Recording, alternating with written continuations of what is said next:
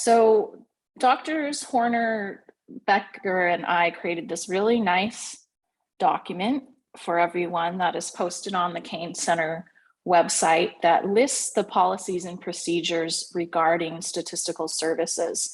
So if you have a question about what services are provided to faculty and students in terms of statistical consultation, then this is the best place to start. And it includes a lot of the information that I'm going to go over today, including links to some of the example files that I'm going to use. So this guy here is a QR code. You point your phone's camera at it and it will give you the link. But I'm also going to put the link to that in the chat.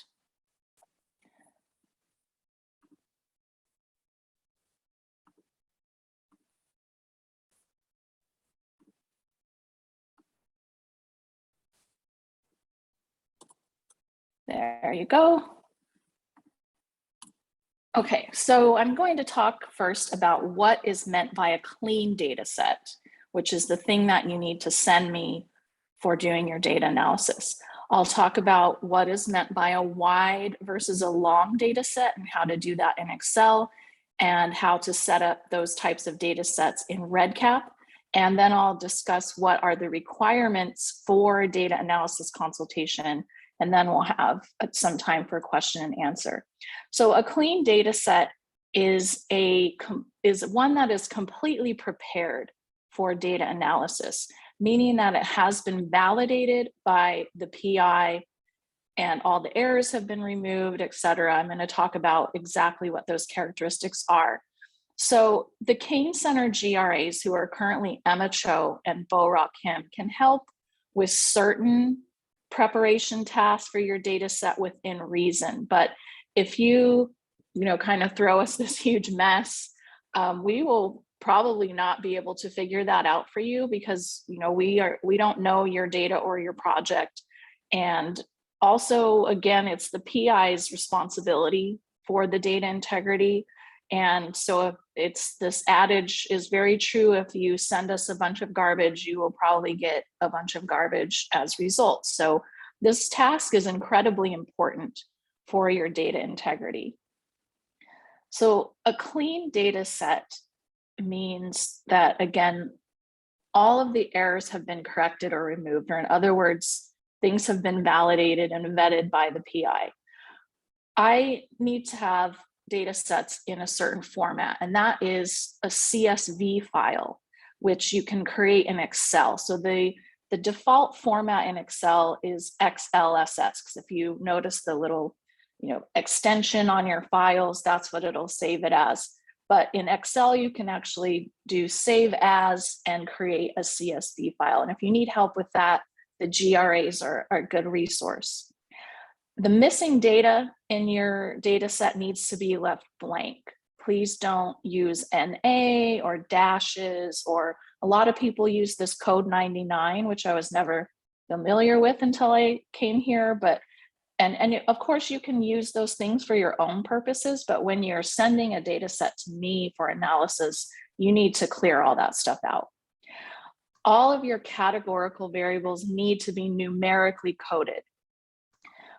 Your variable names need to be short and descriptive, and your cross-sectional data needs to, if your project is cross-sectional, then your data set needs to be in what's known as wide format. If it's longitudinal data, it needs to be in what's known as long format. So I'll go through each one of these things. Why CSV? Because it is the most versatile file format. It will import into basically anything, whereas the default Excel format does not. And you can use Excel, like I said, to create and edit these files. So they're easy to create using software that is free to faculty and students. Another issue is that I've encountered a lot of people in their data sets who like to use formatting, like they bold things or they highlight things, and that throws everything off when you're putting it into statistical software. So when you save something as CSV, it actually wipes out all that formatting. So that is not an issue that confuses things later. Now, coding your categorical variables, There are different ways to do this. It's pretty easy if you just have a binomial categorical variable, meaning there are only two choices. So here's an example here. We have the study ID, we have some kind of outcome variable, and then here's our categorical variable, which we have two categories, treatment or control, that have been abbreviated TX and CON here.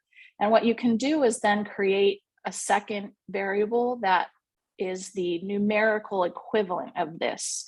So this is a really common one where you just call one of these a 1 and the other one a 2. Or you can call it a 0 or a 1 or anything you want. When it's binomial, it doesn't really matter because these work out pretty well. But you just want to have these two together so that it's easy for me to find. And you also want to put this information in your code book, which I'll talk about in a minute. So here's another way to do this that this is the way that I prefer because it's just one variable. So here we just have, who's in the treatment group. Since there's only two groups, we can have, oh, this person is a 1, that means yes, they're in the treatment group. A 0 means no, they're not in the treatment group. So this is another option where you don't have to actually have these dual variables, but either one of these will work. So that's your preference. So whatever your preference is, you can use one of those. But the issue is that these have to be numerically coded. It gets harder when you have a multinormal variable or one with multiple different categories like race, for example.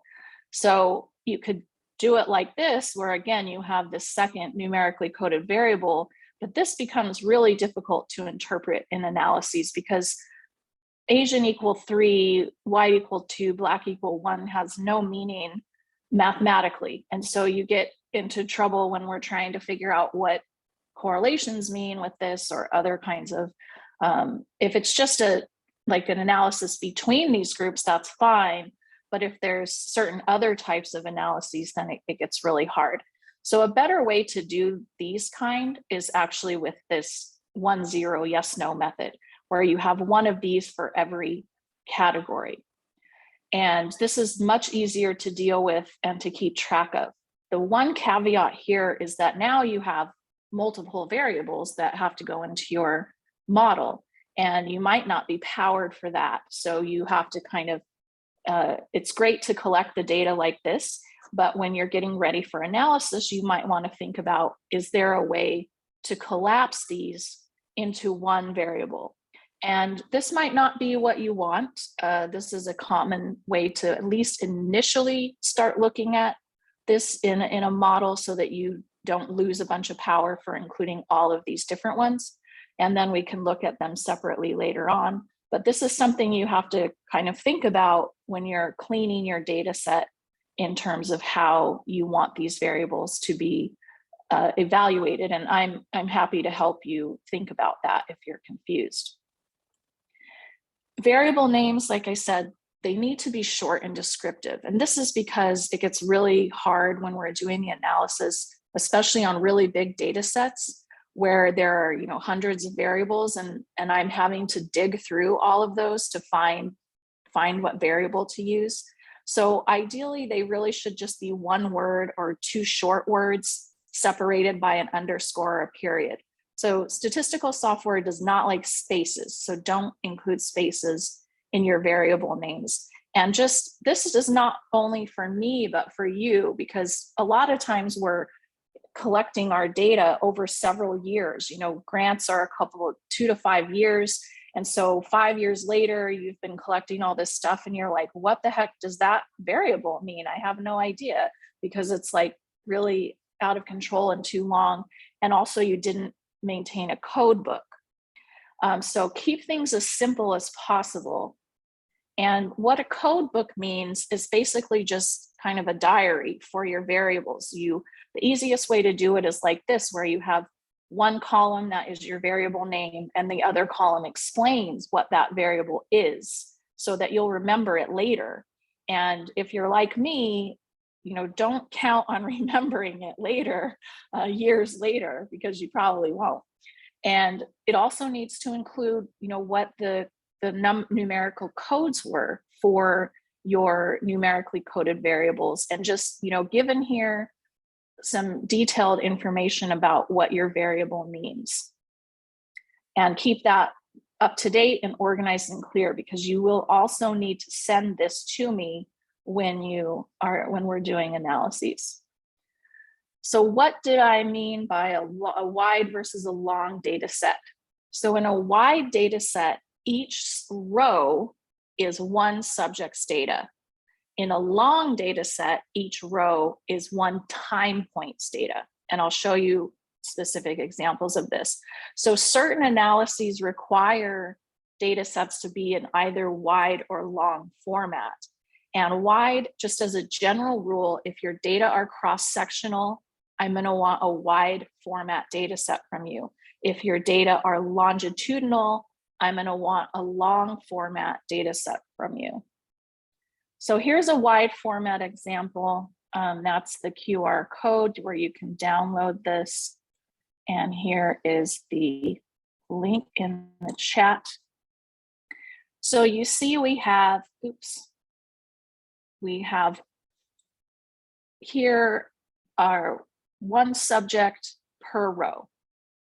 And we have all their information, what their treatment group was, their biological sex, and those are all numerically coded. Then we have a couple of outcome variables, test A, test B, test C, test D, etc. And you see the missing data are left blank. So you see that the subjects don't repeat. There's 101, 102, 103, 104, etc. And each of those take up one row. One row means one subject. So this is wide format. And another thing I want to point out, and this is something that I always do with my data sets, and I require my research assistants to do this, is to group things together. So you see I have all the demographics together and I have all the outcomes together. I don't require you to do this, but it really does help you, especially, like I said, we forget over time what's going on sometimes. And if we have multiple people working on a project, it just is one small, simple thing that can really help you in the long run. And for me, it's really helpful when I'm digging through data sets to find variables to have these kind of categories. And just, organized data is going to mean organized science. Sloppy data is going to mean sloppy science. So here's a long data set example. And putting this in the chat. So here we have, if you see in this first column, subject ID, we have 101 happens 3 times. So in this one, each row is for a time point. And we have, in this example, 3 time points, 1, 2, and 3. So each row here is going to be a time point, versus in the wide format, each row was just one subject. And another thing I want to point out here is that a lot of times when I get these data sets, the demographics have only been entered for baseline, which is a huge problem for the analysis, because I don't know if subject 101 was still age 35 at time 2 and still age 35 at time 3. Or, I assume they're still female at time 2 and 3, and they're still in the same treatment group at time 2 and 3. But you don't want me doing any kind of guesswork for your analysis, because then your analysis is based on guesswork, and that's not great. So these all need to be filled in for all time points, because we can't assume that they're the same. And it also, if you don't have them filled in, then when I enter this in the analysis, it counts those as missing data. So then you're losing tons of data because this information isn't in there. And so again, we have succinct, short variable names with no spaces.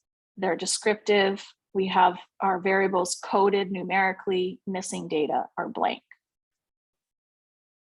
So that's how you do those in Excel, which is the easiest, straightforward way. Now I'm going to show you I'm going to share a different part of my screen and show you some actual examples of things that I've been sent and why they're a problem. So here let's start with this variable. It's called patient number. First of all, this is a bad variable name because it has spaces in it. So really we can just call this patient. That's a lot easier, or study ID or something like that. But otherwise that one looks good. You can see this is a long format data set because we have a time point here. So each row is a time point. So this is subject 1001's time 1 data. This is subject 1001 time 2 data, so on and so forth. We can see 1003 only had a time 1. They were missing at time 2. So the time data looks good. It's numerically coded. We can see there are 2 time points and all of them are filled in. This next variable is also a problem. Again, it's too long and it has spaces, so we just call that age. And now you see in the data itself, there are some problems in that there's some inconsistent entry. Here we have this 12Y, and this other one we have a text answer of didn't answer. We have a 99 in here, which clearly is probably not valid given the other data. So this needs to be cleaned up.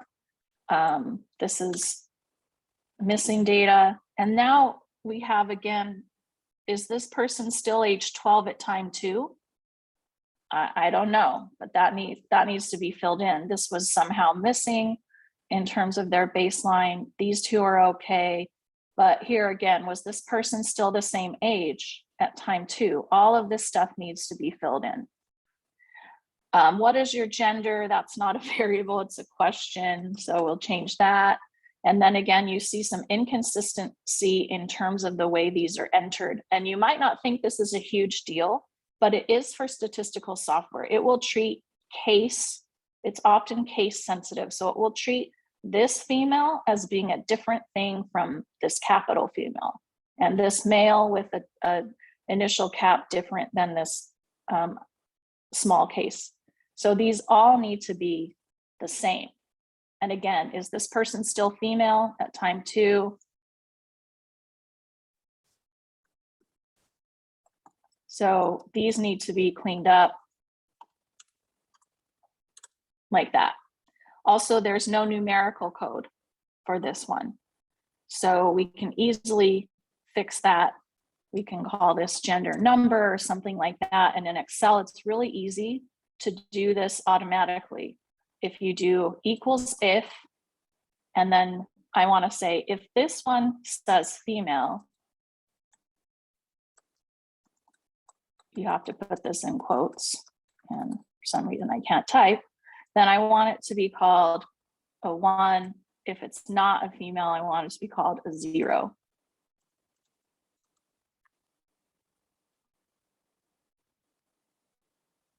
And I did that wrong. So if this equals female 1, 0. So now that will do it for me. So this should really be called female. And if you double click this guy here, this little guy in the corner, bottom right corner, it'll fill in all the rest for you. So see, it did that. I always like to check, but it's coded these how I wanted them. And now you have your variable coded. Same thing here, group. We have some missing information here. Was this person at time 2 still in the treatment group? That needs to be filled in. All of these are missing. And then you would want to create a numerical variable for this. Actually, let's call this treatment group. And again, equals if this equals TX, I want that to be a 1. If it's not TX, then a 0. And double click and it fills that in. So these little tricks that I'm doing are things that the GRAs can definitely help you with. But you see now we have a more complete set of information.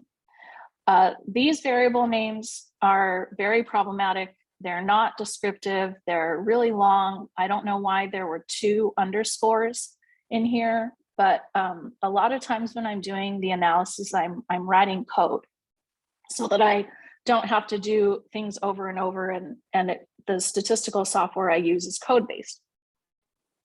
So these kind of variable names are really hard for me. They put me in a bad mood because I have to type them in and I make mistakes because I'm human. And when they're this complex, I'm going to make more mistakes than normal. So actually in this case, these were cytokines. So I was like, why aren't these just called IL-6, IL-10, IL-12, TNF alpha? So see, that's much better, much easier. And then again, in some of these, we have some NA for missing data that just needs to be left blank. Here's a dash for missing data that just needs to be left blank. So now here we have a very clean, prepared data set that is ready for analysis. Okay, let's go back to slides.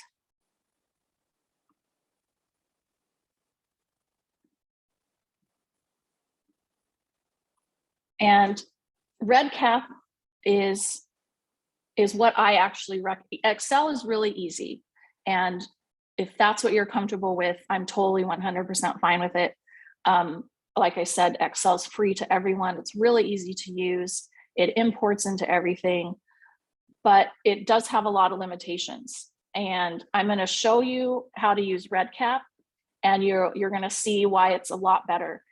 For one thing, it's HIPAA compliant, it's secure, it's an online database tool. You can share it with your whole team and everyone can use it. And it's really set up for team science. There are two sources of Redcap here at UT Austin. One is through population science, and the other, if you have an affiliation with Dell, is through Dell Medicine.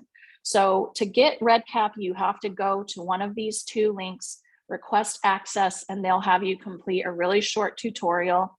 And the really awesome thing about Redcap is that the university has Redcap administrators who will meet with you and provide you hands-on assistance for setting up your data set. So that's not something that we really have the resources, the time for. We can answer a few basic questions, but you really want to go to these people who are experts in it to set up your Redcap. So I'm going to show you just the very basics to get you started, so you see how easy it is, and you can see what some of the advantages are to using this system. So I've created this step-by-step walkthrough document that I will put into the chat. There are so many windows going on here.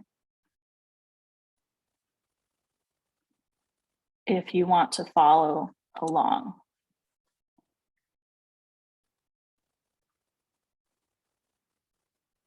And now I will share.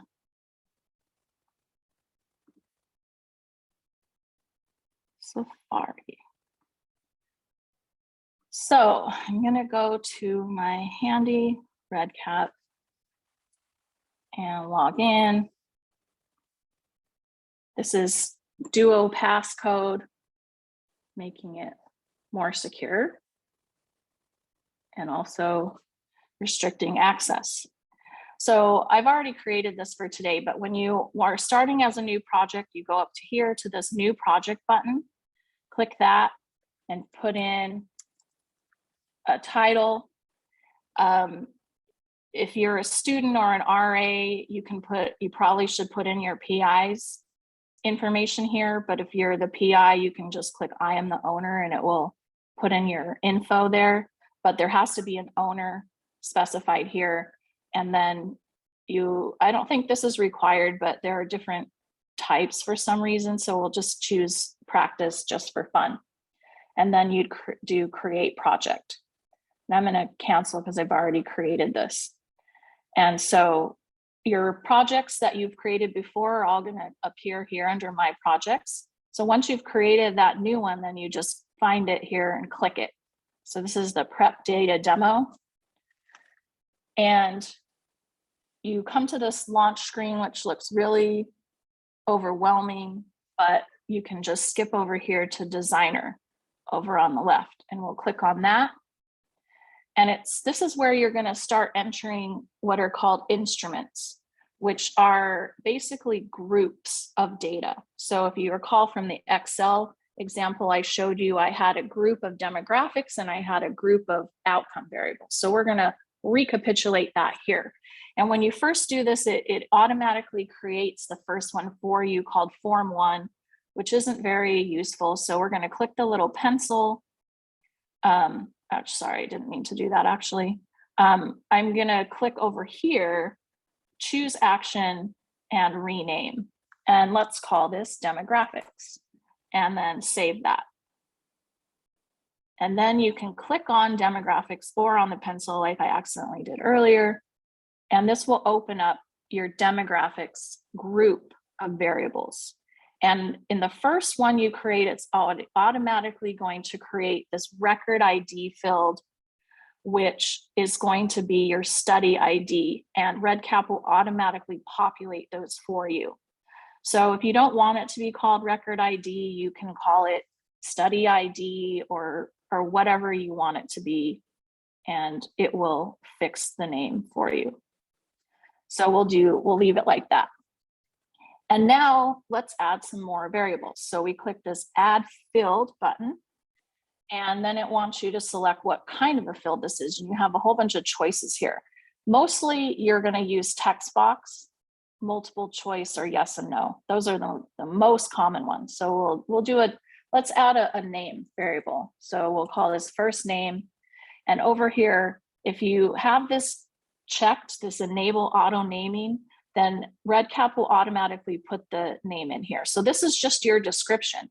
So you could call this first name of the participant that is in my study. You can write all kinds of stuff there. And this will be over here, the actual variable name. Now you can edit this if you don't want it to be called that. You can change this, but it will help you out by doing that. And one advantage is that Redcap has rules for what variables can be called. And so this kind of helps you to know that. And another thing I want to point out are this required field. And so you'll want to check yes if it is a critical variable that needs to be entered. If it's not entered, then during data entry, Redcap will say, hey, you have to enter this variable. And the other important one here is identifier. Is this PHI? Yes, it is. So you want to mark yes. What happens there is later on when you export the data, you can choose to exclude anything with PHI, which is really handy for maintaining HIPAA compliance. So we have now our first name variable, and we can click save. And now we have our first name, our first variable. So that was not great because obviously that's a little bit crazy, but I was doing that to just show you wouldn't want to put all that in there. I'll point out a few buttons above this variable name. You have this pencil, which is the edit. So if you click that, it takes you back here and you can edit anything you don't like and then save.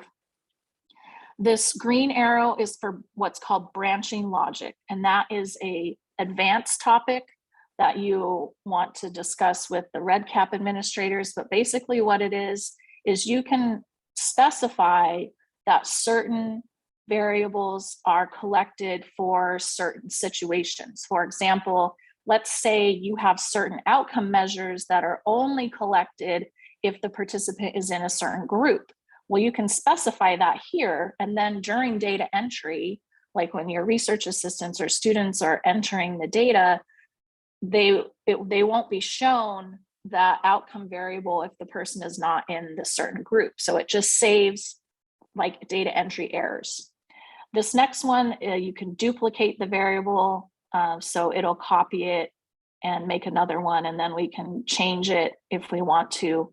The third one is if you want to move a variable around, then you just click that and you can move it to somewhere else if you're trying to organize. And then the red one is the delete button. So let's also add a last name. Again, we want this to be required and it is an identifier. let's add an age field. So a cool thing with Redcap is that, remember in the Excel sheet I showed you, there was a lot of weird stuff entered into the age field, including some text that made it inconsistent. So here you can click this validation and it will restrict it to certain types of data. So let's restrict this to a number. And you can optionally enter minimum and maximum. So this is really handy. So one of my studies, the age range is 21 to 50. So this really helps because one, my research assistants cannot enter text or other inconsistent values in this variable, but also if they enter an age that is lower or higher than this, it's going to flag it because they've recruited someone who doesn't meet the criteria. And so they're going to have to resolve that with me to figure out what happened. So we'll make this a required variable because it's critical for my study. It's not an identifier, so I'll leave that as no, and I'll click save. And now let's do a categorical variable. So this will be a group. And oops, actually, sorry, I want this to be, again, I want to limit it to certain answers so that the answers that are entered are consistent. So I'm going to do a multiple choice drop down list because usually when you have something like this, you have certain choices that are available. So we have in this study treatment A, treatment B, and control, let's say. And this is required. So when you click off of that, Redcap is going to numerically code this categorical variable for you. And it's going to tell you, this is what I'm going to set as these numerical codes. So if you want to change it, you got to go change it here. So if I don't want treatment A to be number 1, I can change that to 0 or whatever else. And I want to require this. It's not an identifier. And then we'll save that.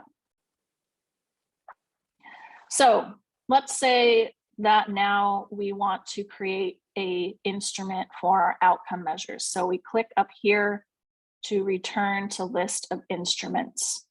And we have our demographics, and you see that has 5 variables in it. Let's create a new one by clicking this create button, add instrument here. We'll call it outcome measures, create. Thank you, Redcap. And then you click on this. And again, we are going to add a field. And let's add a test. We'll call this our test A. And yes, let's validate this. We want it to only be a number because we know that this test only has numbers, and the valid scores for this test, let's say, range from 1 to 100. We don't want to make this one required probably because some people may be missing and it's not an identifier. So we'll leave those as is and click save.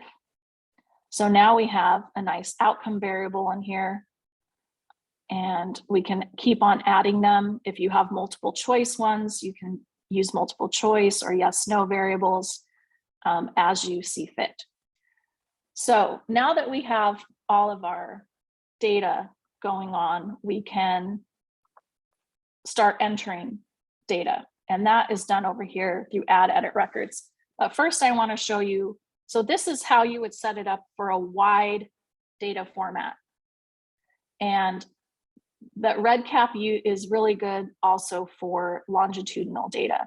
So if you have a longitudinal study, you would click on this project setup and you would go here to this use longitudinal data collection with defined events. Yes, thank you, I want to do that. So I click enable. And now it has been green. And you now get this new thing down here, which is called define your events and designate instruments for them. So now we want to tell Redcap, what events do I have? What time points do I have? So you click on that, it's going to automatically populate this first one for you. I don't want it to be called that. Let's call this pre-treatment. And then let's say I also have a post-treatment time point, and maybe I also have a 3-month follow-up. time point. So now Redcap knows we have these 3 time points. You can get super sophisticated and add different arms here as well. But again, if you're going to do fancy stuff, I would talk to the Redcap administrator. And you see down here, this contact Redcap administrator. That's how you submit for that help ticket. Now we want to choose our instruments that go with our time points. So we go to this next thing. Redcap's really nice. It says, don't forget to do that. We click on that and we click begin editing. So again, it's really, I know that we don't usually collect demographics at every time point, but you want to do this because otherwise they'll be left blank. Like I showed you in that example where, age is left blank at time 2 and time 3. And then you will have to go manually fill that in later because I need that information. So it's easier if you just select them. And let's say our test A is collected at pre-treatment and 3 months, but it's not collected at post-treatment for some reason. And so this is how you select what is collected at what time point, and then you save that. So now when we are ready to enter our data, we have our project all set up. We click on Add Edit Records. And since we have 0 records in here and we don't have anything to select, we're going to add a new record. And see, it automatically is assigning this study ID as number 1 for us. And then you click the radio button of where you want to start. So let's start with the pre-treatment demographics. So we click on this and it's going to take us to that field. So we have our name, our age, 21, and I'm in treatment B. So this complete thing here is just a very, it doesn't matter unless you're using Redcap to do double entry. So that's kind of a nice feature of Redcap is you can have 2 or 3 people enter the same data to make sure they're being entered the same and compare them. So you can mark your records as incomplete, unverified, or complete if you want to. And that helps you to just flag what things have not been verified or have not been completed and that need to be looked at further. So you can either click save and exit, or you can click save and go to the next record, or save and stay. There are different options here. We'll click save and go to the next record because then it's going to take us back to here where we can add a new record. But what I want to do is now enter the outcome measure for this person. So I'll select them here and go to their outcome measure. And let's say on test A, we got 100. Well, actually, let's say on test A, we got a 200. Remember, I restricted those to a 10 to 200. So when I try to do that outside the range, it's going to give me an error message. Or if I try to put text in here, then it will also give me this. So these are really cool things that Redcap can do when you set it up to help prevent some of the data entry errors. So we'll save this and you can go on and start entering these other time points for that person as they come. So here's the button over here called user rights. This is where you add people who have access and you can say what kind of access they have. Usually I do not allow my research assistants the access to delete records because I want to confirm that. You can say who can export things, whether they can export PHI or not. So you have full control over who has access and what kind of access they have by adding them here. You have to have their EID and you can add them in this section. And one other thing I want to show you is in project setup.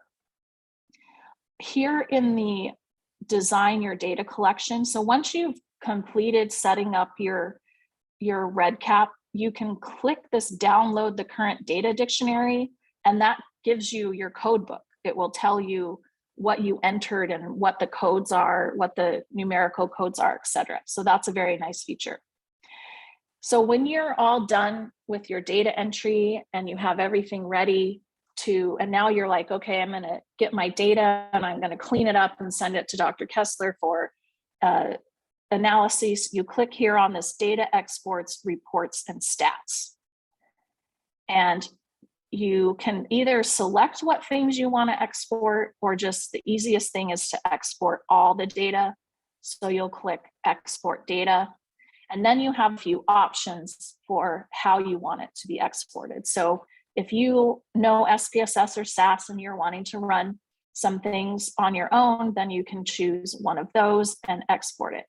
If you're sending data to me, you need to choose this top one, Excel raw data. So what raw data means is that the numerical codes are going to be exported. If you choose this one, it's going to export the categorical labels. So you want this top one. And you also want to remove all tagged identifier fields, which is going to take the PHI out of the data. Please do not send me PHI. And so you click that, you click this remove, and then you click export data. And then it gives you one more thing to do. Here is how you cite Redcap when you're publishing manuscripts. And then when you're ready to get the data, you click this icon and it will download it for you. Easy, easy peasy. So let's look at what it looks like once it downloads from Redcap. So we'll start with what it looks like in a wide format.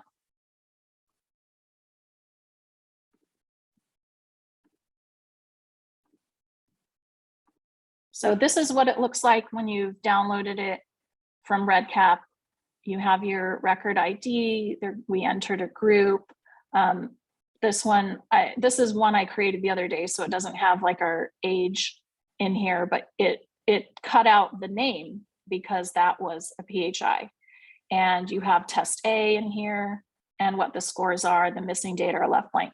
So you also have these two extra variables that Redcap automatically created, which are telling you what you chose for the data entry completeness. So if you recall, I just left those as incomplete. So that's why it's giving us a 0 here. So this is a way you can see quickly, what's going on. Are these complete? Are these incomplete? Or are they verified, unverified?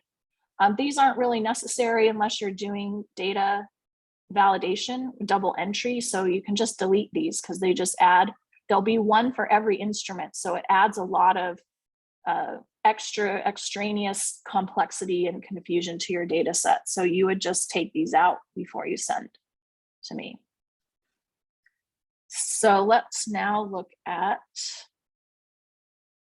a long format.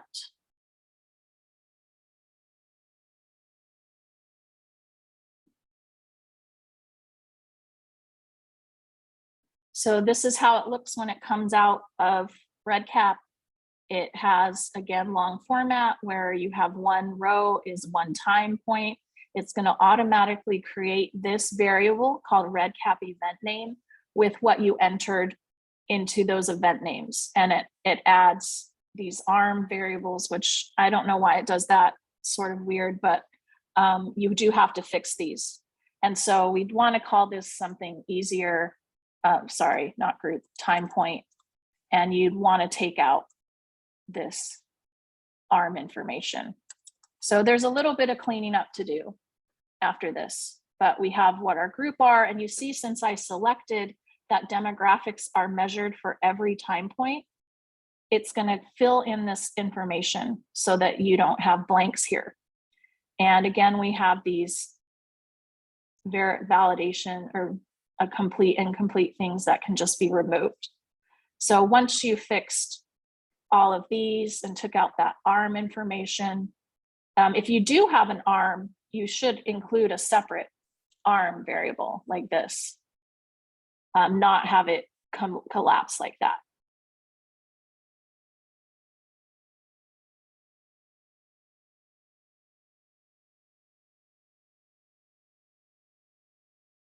So Redcap, it takes a little work to get started, but in the long run, you're going to be so glad you used it. It really helps with reducing errors. And like I said, you can set it up so that everyone in your lab can enter data. Trying to share an Excel sheet is really tricky between people.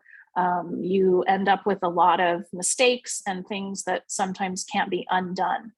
And so this is the one that I recommend that you use if you can.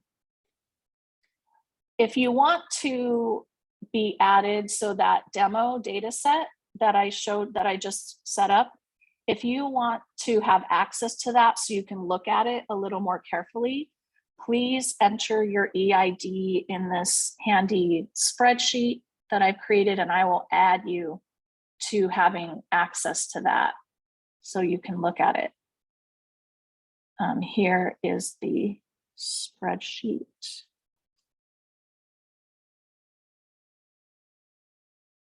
Link in the chat. And again, if you need help setting up your data set beyond this very basic tutorial, or please feel free to ask me your questions, because I'm not afraid to say I don't know, but I'll help you as much as I can. I don't know how much the GRAs know about Redcap, but I'm certainly happy to help you within reason. A lot of data sets are pretty complex, and that's not really my role, but especially since we have this really nice university resource. So as I showed you in the Del Med Redcap, which I was using, there's a button in there you can click and it'll email them, but here also is the email. For the Pop Science version, there is a support link within Redcap. They don't have a specific email, so you just click that support link and fill that out, and you can set up an appointment with them to get some help setting up your data set. So another thing I just wanted to tell you about is this really nice free software called JASP. I'll put the link in the chat.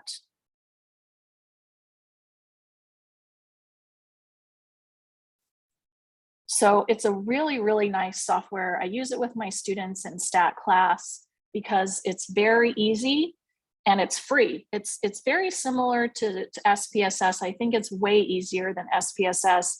It does most all of the things that SPSS does, and it also does a ton of things that SPSS can't do. And of course, it's free, and so you don't have to keep paying for SPSS. So I strongly encourage you to check this out. It is really easy to use, and it is a way for you when you're cleaning your data sets to just kind of take a look at, where is my JASP? I thought I had that open. I guess we'll share my desktop. Okay, so you can take a look. So here's a spreadsheet of mine. It takes CSV format data, and you can do descriptives and just really easily see that with one click. I now have the mean, standard deviation, and some other information about age. You can do some plots to see what it looks like. You have this distribution plot, QQ plot, and some other things to kind of check out, how's my data doing? Where am I at with my recruitment? And so this is just a really nice piece of software that I wanted to make everyone aware of, that is very helpful when you're looking at your data. And then when you're ready, you have your data set clean, you have your code book created. Here are a few other things that I need from you. So when you're ready for data analysis, I will need your aims and hypotheses. So you can send those to me in an email or in a Word document. Please don't send me a whole bunch of grants and really huge documents that I have to dig through to find your aims and hypotheses. It's easy if you just send those to me separately. And then I need what's called a hypothesis variable code, which I'll tell you about. I need your cleaned data set and your complete code book. So when I'm doing these analyses and I have your aims and hypotheses, I do need your help in translating the terms into what's in the data set. So here's an aim and a hypothesis from one of my studies. The aim was to determine the change in executive function associated with chemotherapy treatment.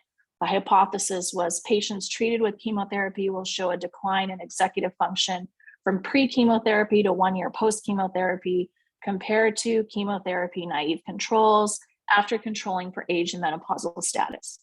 So in the data set, I would need to know, what variables define the patient's chemotherapy versus chemotherapy naive, what variable defines executive function, what variable defines age, what variable defines menopausal status, and so on and so forth. Obviously, some things like age, if your variable is called age, I can figure that out usually, but it's not always straightforward. And what you think makes sense might not make sense to me. So basically, I need to know, how are these terms operationalized in your data set? So this is something that you would have done at the very beginning of your study when you're collecting your data to figure out your aims. So the hypothesis variable code is basically your hypothesis translated into variables. It's just a smaller code book that's limited to the specific variables needed for that hypothesis. So here's an example of that hypothesis with the variable names and what their codes are.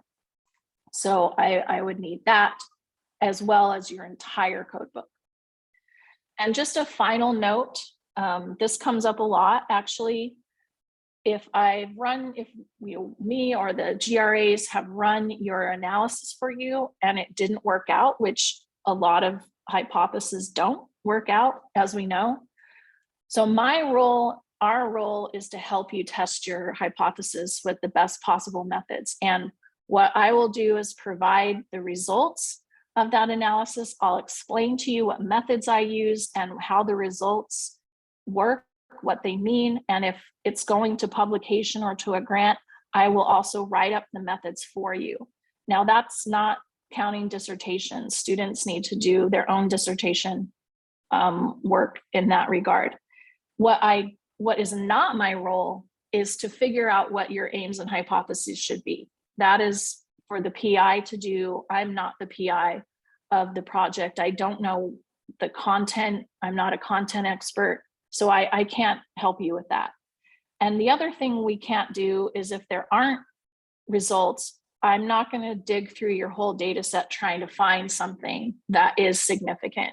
You will have to go back to the drawing board and come up with new aims and hypotheses that I can then do a new analysis for. So with that, let's hear questions. You can just unmute yourself, or you can send them in the chat, whatever you prefer. Shelley, unless you need the screen, if you would unshare, then we'll see the gallery, which makes it easier for people to be identified. So Dr. Becker has a question. Yeah, thank you, Shelley, for that very clear presentation.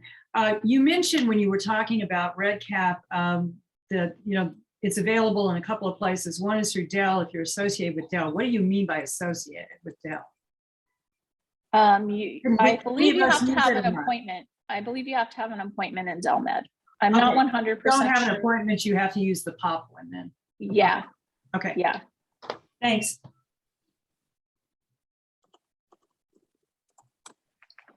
Dr. Walker asked in the chat if you can import an Excel file into Redcap. Yes, you can. That's actually an easy way to get going, is if you have an Excel with some of your variables and stuff already created, you can import that directly into Redcap. You sometimes have to do a little bit of tweaking, but that is often a quick way to get started.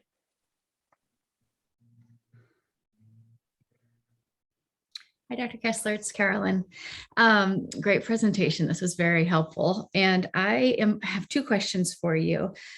So I have a code book with data collected in Redcap, but I don't think when I set it up, I clicked to remove PHI. Can I do that after the fact? So when I'm going to download the data for analysis, it's removed, or is that?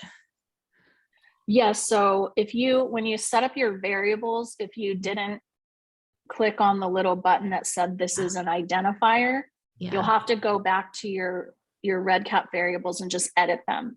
And Right. that's easy to do. Okay, great. So I can still do that. Yeah. Okay. And then my second question is when you click to have the demos on every time point, does that ask the participant to enter their demographics every time point, or does it just carry over for your analysis? It asks you to enter it, or whoever's entering your data. Oh, So Redcap is not ever seen by participants unless you are doing a Redcap survey, which That's again how I is, did it. yeah. Okay. So if Okay. you have surveys, so another thing I didn't talk about because it's an advanced thing is you can set up questionnaires in Redcap. And when you send the participant that questionnaire, it will automatically load all that data into your Redcap data set for you. So you don't have to manually enter. There are a couple issues with that. One is the variable names will always come out as the question that is in your survey. So you'll have to fix those when you clean the data set. But unless you have told Redcap to collect that survey at every time point, no, it will not ask them to. Okay. And so I've collected the data through Redcap, through the surveys. Can I now go back and have the demos carried throughout for each time point for the analysis, or is that something I can edit? You can edit that and make it happen, but you will have to go back and enter them. Okay. So Okay. anytime you have that, like at each time point, you have to enter, Okay. their age, their biological sex, et cetera, et cetera. Okay. Okay. There's not a way that I know of that Redcap will automatically port that information or copy that information over, but you could ask the Redcap admin, maybe there is. There Okay. might be some branching logic that will do that. Okay. Thank you. And if you didn't see Dr. Hennigan's comment, you do also have to be affiliated with Pop Sci to get Redcap access to that one. The VPR's office is looking at getting a Redcap for the university rather than where it's housed in one college. That would be nice. Folks, we're at 1:30. So it's time If you to have say other bye. questions, I know I didn't save enough time, but please just email me. I'm happy to help you. Thank you, Bye. everybody.